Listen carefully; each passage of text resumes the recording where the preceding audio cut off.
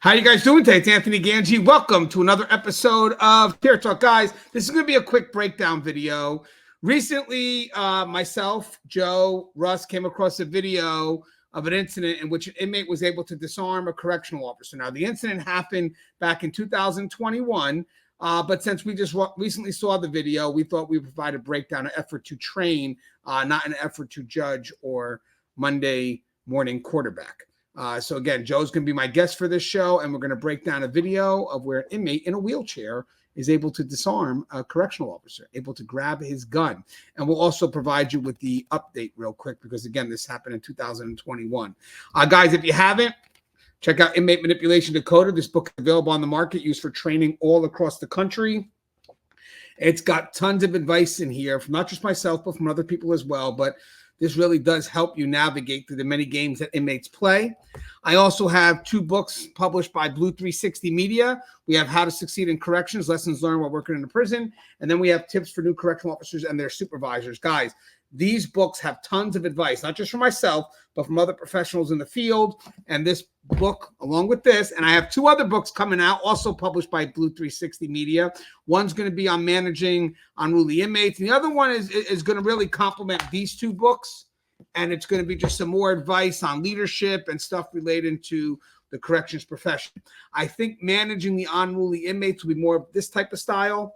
And then you have these 2 books right here that will match up with the new book that's coming out, and they're in the edit process now. So I'm really excited. It was hard to gather some quotes from the profession because these are thoughts that we really haven't visited before, but definitely very practical. I'm very happy with the outcome of this book. I actually got a lot of quotes from people in the profession, but I also had to get about 20 quotes from other leaders in other areas of the world, business world, presidency, whatever it is, just to complement the thoughts that I was trying to push forth. And I think that these books are not just meant to help you in a generalized fashion. They're very practical, very practical. All right, let me get Joe on. What's up, Joe? Hey, what's up, brother? What's up, man? Hey, Joe, do you mind introducing yourself to our audience, please? Yes, sir. My name is Joe Pomponio. I am a 29-year retiree as a lieutenant from the Texas Department of Corrections, or now known as the Texas Department of Criminal Justice. Currently working as an assistant jail administrator in our local sheriff's department and a panel member here for Chair Talk. All right, Joe. So we're going to talk about an inmate disarms correctional officer in Sallyport. And guys, again, the video happened, or this incident happened back in 2021. I do have an update. So before we watch the video, let me just break down this article real quick. I'm going to go ahead and I'll just read it. So bear with me. In Illinois, first, let me give you the date. So this article was published by New York Post. It was published November 4th of 2021. And basically, this is the story. An Illinois inmate in a wheelchair disarmed a correctional officer at a courthouse before another deputy shot him. This is what the video shows. Frederick Goss, 55, was uncuffed and being transported to a jury trial at the Jefferson County Courthouse in Mount Vernon on October 26th of 2021 when he grabbed a corrections officer's gun as he bent down, according to shotgun surveillance video released by Illinois State Police. And we'll show you guys the video. The footage shows Goss, who was awaiting trial on charges including armed robbery, lunge out of his wheelchair to swipe the correctional officer's gun, setting off a struggle. A sheriff deputy assigned to courthouse security then noticed the incident on a surveillance camera and rushed to the officer's aid. The clip shows Goss struggling to stand and appearing to aim the weapon at the responding deputy, who opened fire, wounding the man awaiting trial. Goss was later taken to a hospital near St. Louis for treatment of his injuries. An update on his condition was not immediately clear. The deputy who struggled with him wasn't hurt. Goss was charged in June with armed robbery and aggravated discharge of a firearm in Mount Vernon. He was being held at a hospital under police guard prior to the scheduled court appearance, the station reported. Mount Vernon police responded. That goes back to his crime where he was in a robbery. Now, I want to mention something. There is an update real quick. This comes, let's see, Goss was sentenced. So this incident that you're going to see here, 2 years later in 2023, Goss was sentenced to nearly 50 years in the Jefferson County case, in the case with the correctional officer. Jefferson County, a 57-year-old man, Mount Vernon man, already serving a prison sentence for armed robbery, and for shooting at a police officers were sentenced Friday in Jefferson County Court to nearly 50 years in a separate case accusing him of disarming and attempting to shoot a correctional officer. Frederick Goss was removed from the courtroom around 9:30 Friday morning, just minutes after his case was called for sentencing. Goss reportedly continued with his pattern of disrupting court proceedings in his cases by interrupting and cursing at both the prosecutor and his defense attorney. The charges stem from an incident when Goss was being returned to the Jefferson County Courthouse during his first trial. He's accused of disarming the Jefferson County correctional officers, transporting him back from lunch, and then firing the officer's weapon at him. The now retired correctional officer at the heart of the case provided a victim's impact statement on Friday's sentencing.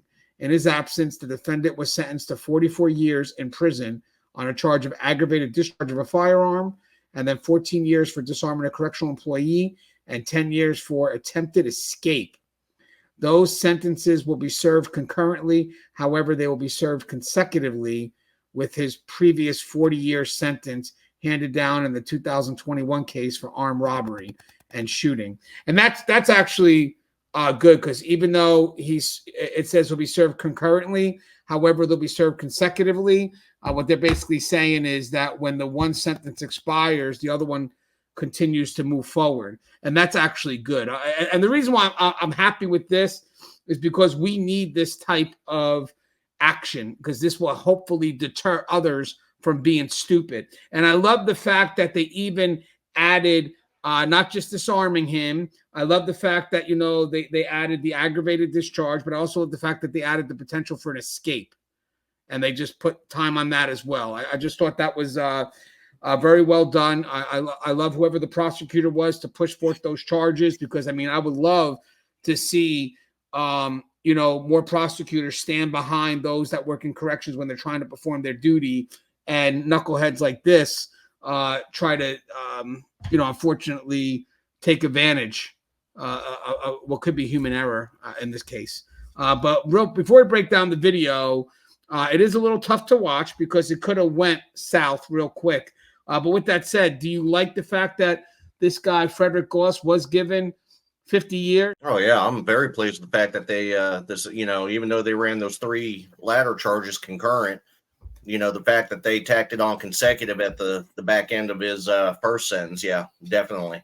All right, so we're going to quickly show you this video and then give you a breakdown, but we're going to watch the video first in its entirety and then go ahead and show you guys and then go ahead and break down the video piece by piece. Yeah.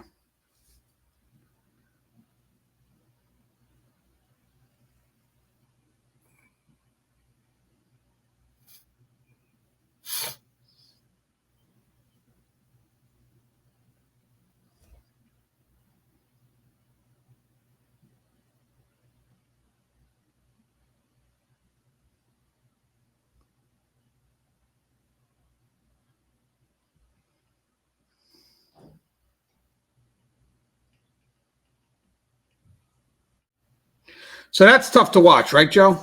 Yeah, that's very tough to watch. Very disconcerting. Now, from what I'm reading is that there was a lunch break and they were getting ready to bring him back. So it looks like what I'm thinking, but I could be wrong.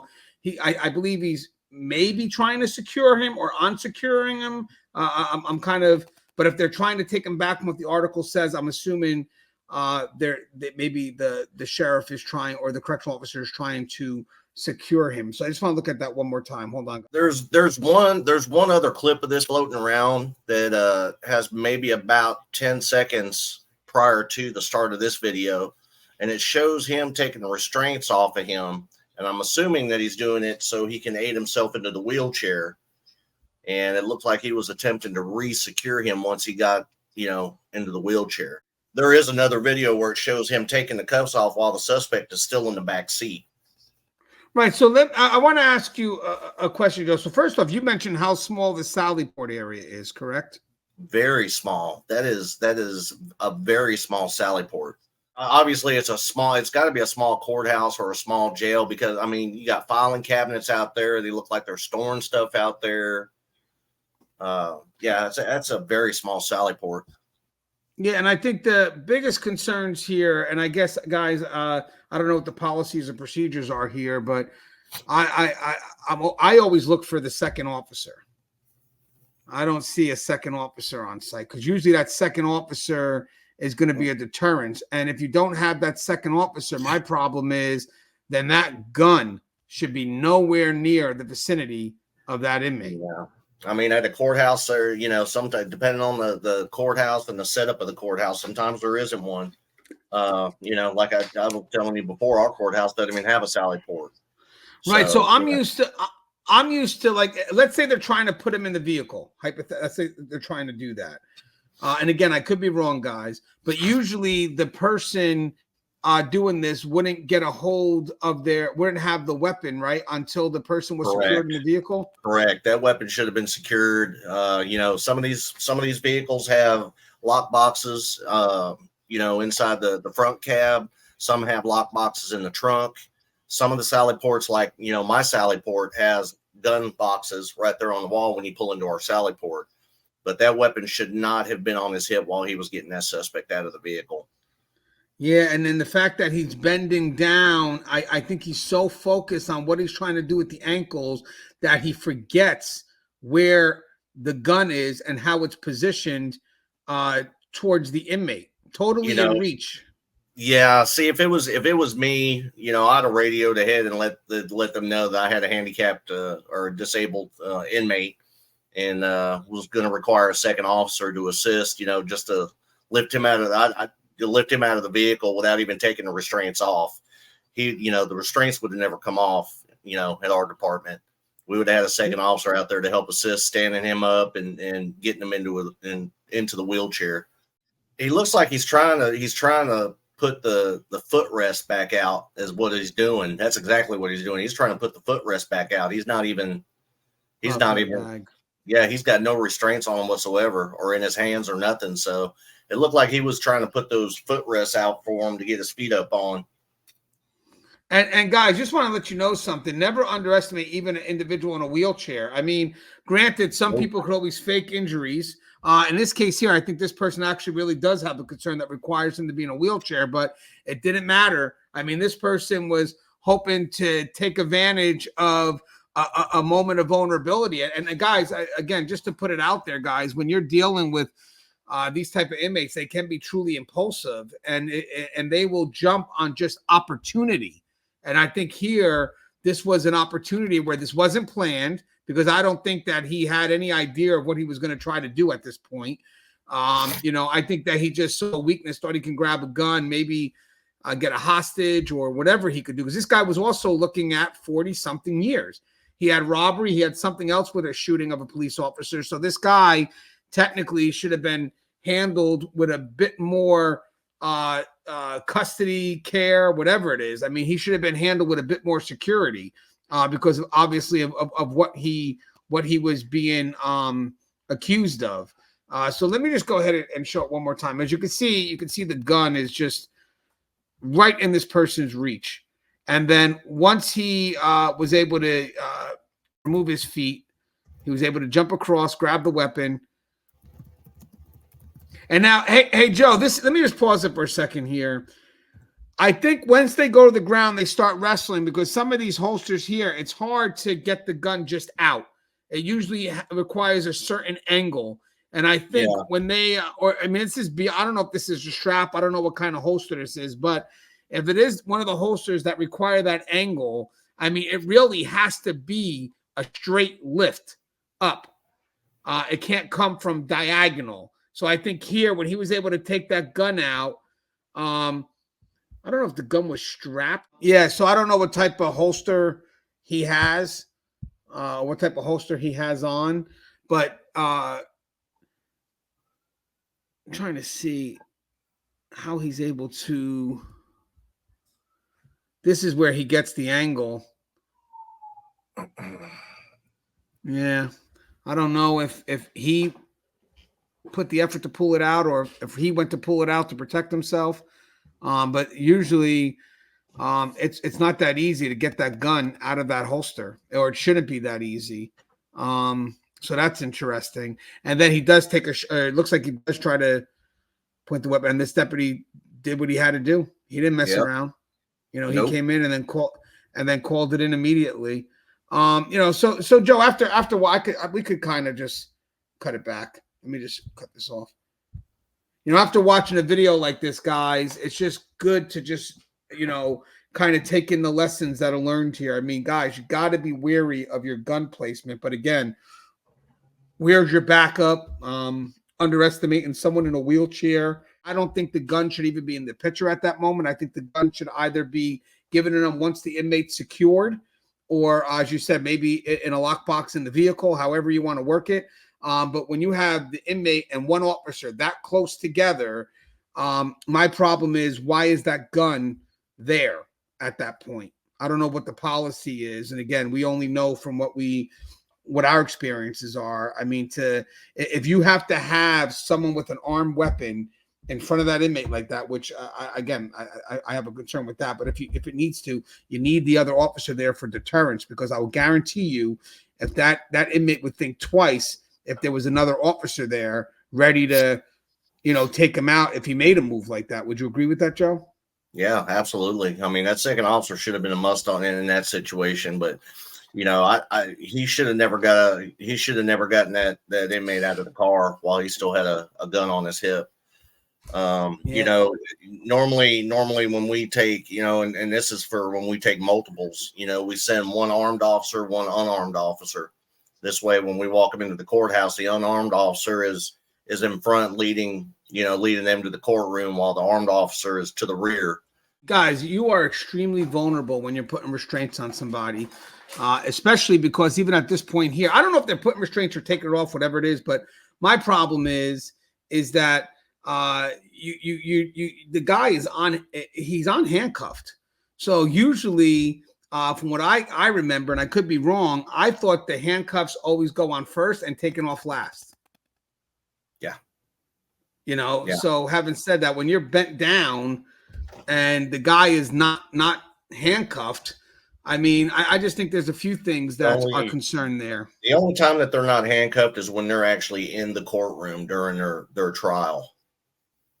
Yeah. Down here, they will not allow you to let a restrained inmate, you know, into the courtroom during trial, because it gives the appearance of guilt to the jury, and you know. But I mean, but it could. But I'll tell you something right now. It also could depend on, you know, the circumstance. You're right. Most of the time they may not be, but I've seen some that are just pose that much of a threat that everybody's in agreement at this point here. He's got to be restrained, or he can't come to the case. Yeah, he can be restrained up to the point where he goes to the courtroom and be restrained. You know, as soon as he steps out of that courtroom, he can be restrained again. But you know, a lot of this scenario depends on, you know, how well was this officer trained? A lot of questions in that scenario, but you can tell complacency was definitely there. You know, he was way too comfortable getting out of that vehicle with that gun on his hip, assuming that, you know, well, this inmate's not going to do nothing. And that's, you know, complete bullshit. I mean, we had the same incident down here in Texas around 2009. Arsenio Como was a wheelchair-bound inmate who was able to somehow get a gun inside the penitentiary. And as two correctional officers were transporting him, he pulls his 380 in the back of the van, forces the van over to the side of the road, gets both officers out of their clothes, hand restrains them, and then escapes. And this guy was in a wheelchair. Yeah, guys, never. I mean, one thing here, you got the routine of the everyday work that's got to be done. I get it. Don't fall complacent to the routine. And then you also have the fact that you could minimize the threat because you think they're in a wheelchair. At this point here, you can clearly see that person still poses a threat. And he's actually someone that's not faking it. It looks like he does need to be in the wheelchair. So let you know, don't put your guard down and watch where your gun is. Watch the position of your gun. All right, Joe, that's pretty much the video. You can enjoy the rest of your day. Anything you'd like to say in closing? Yeah. You know, correctional awareness 101, folks. Always be aware of your surroundings, especially if you're carrying a weapon. You're not just thinking about your safety, but you got to think of other safeties too. You got to think about the public safety. You know, anytime that you're transporting somebody and you have a weapon, you always have to play that what if game. You never know where you're going to wind up. You may be going to a facility that's, you know, unknown to you or unfamiliar. You've never been there before. But you always have to play that what if game. Always make sure your weapon's secured. Make sure that you have a retention holster, a good retention holster, and not just something that, you know, snaps over the grip of the pistol, you know, for quick draw. You know, they make retention holsters for that purpose. And, you know, I think we've seen that clear as day in this video. So just be careful in what you do. Be aware of your surroundings. And, you know, never trust an inmate. You know, it doesn't matter if they can walk or not. They're all dangerous. Yes. And guys, I just wanted to show the video. It's not effort to judge, but effort to learn. Again, I am curious about the holster. I don't know if that's a question that was ever brought up, just to kind of see for training purposes. You know, was it unstrapped, or was the guy able to get the angle he needed to pull it out once they fell to the ground? As always, guys, the show is Teardrop. If you haven't, please subscribe, interact, engage, comment, hit that bell. Bell's going to notify every time I post a video. Stay safe.